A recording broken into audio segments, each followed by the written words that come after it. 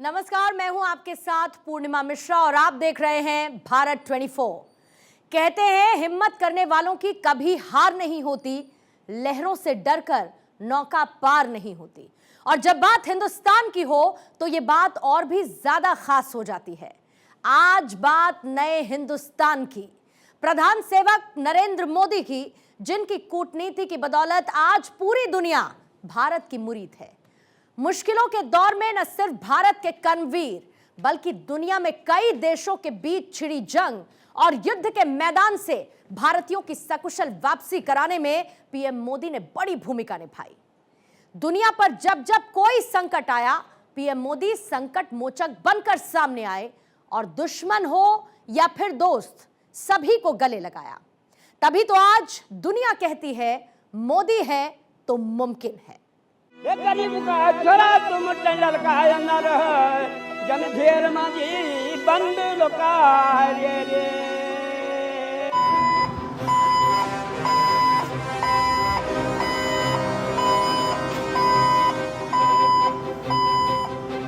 बिल्कुल तैयार हैं। जो हमारी सड़क है ऑलरेडी इन कंडीशन में है और हम बस मेंटेन कर रहे हैं ताकि मशीनरी ऊपर पहुंच सके।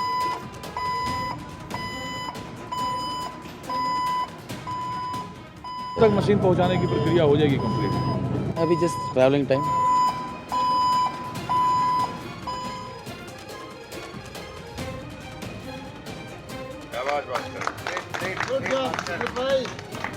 मैं लगातार जानकारियां लेते रहता था, मुख्यमंत्री जी से भी लगातार संपर्क में रहता था।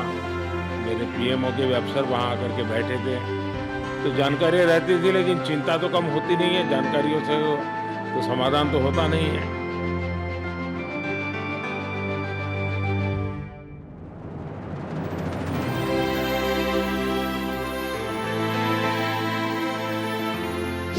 चीर डाली चट्टान, जय जय हिंदुस्तान।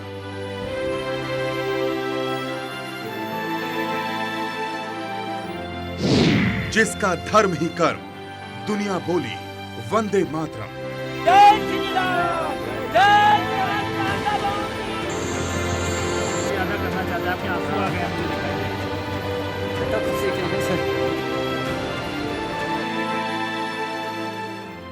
ये जंग सिर्फ 41 कर्मवीरों की सांसों की नहीं, जो 41 श्रमिक भाई हमारे अंदर फंसे हुए हैं वो निश्चित रूप से बाहर आए।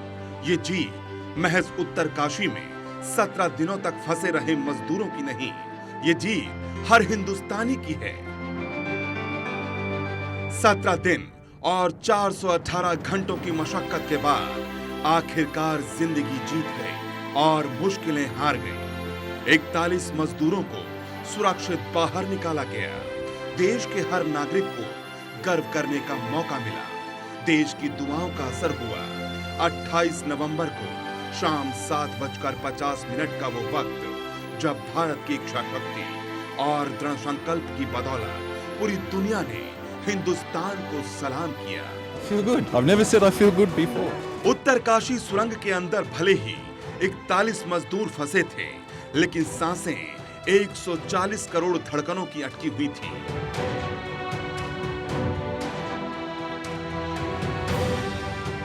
सत्रह दिनों तक इस महा ऑपरेशन की पल पल की खबर लेने वाले प्रधान सेवक नरेंद्र मोदी मजदूरों के निकलते ही भावुक हो गए और उन्होंने सोशल मीडिया साइट एक्स पर अपनी भावनाओं को लिखते हुए इन मजदूरों के जज्बे को सलाम किया। इसी के साथ ही ये साबित हो गया कि मोदी हैं तो मुमकिन है।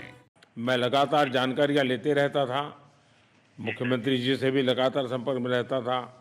मेरे पीएमओ के भी अफसर वहां आकर के बैठे थे, तो जानकारियां रहती थी, लेकिन चिंता तो कम होती नहीं है। जानकारियों से तो समाधान तो होता नहीं है। लेकिन मैं सचमुच में आपके माध्यम से वहां जितने भी हमारे श्रमिक साथी निकल करके आए हैं, सबको और उनके परिवार का पुण्य भी काम आया है, ताकि इस संकट की घड़ी से बाहर निकल करके आए हैं।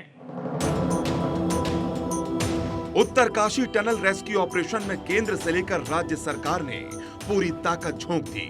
ये वो लम्हा था जहां आशंकाओं पर उम्मीद की जीत हुई और ये वो लम्हा है जहां चेहरों पर शिकन नहीं, जीत की मुस्कान दिखाई दी।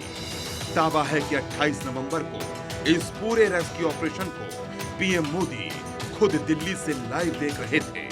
सिर्फ देखा ही नहीं, बल्कि पीएम मोदी ने दिन में 2 बार मजदूरों की सुरक्षा को लेकर उत्तराखंड के सीएम पुष्कर सिंह धामी से फोन पर हर अपडेट लेते रहे।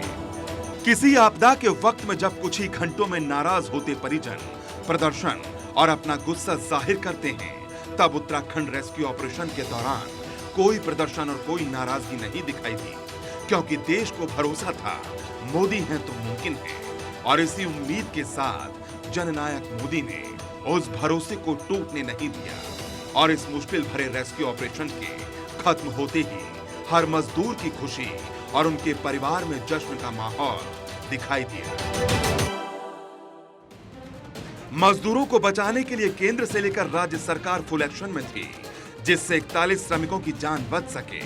इस रेस्क्यू ऑपरेशन में आर्मी की इंजीनियरिंग कोर से लेकर एयरफोर्स, बीआरओ, एनडीआरएफ, एसडीआरएफ से लेकर इंडियन रेलवे और रैट माइनर्स ने बड़ी भूमिका निभाई।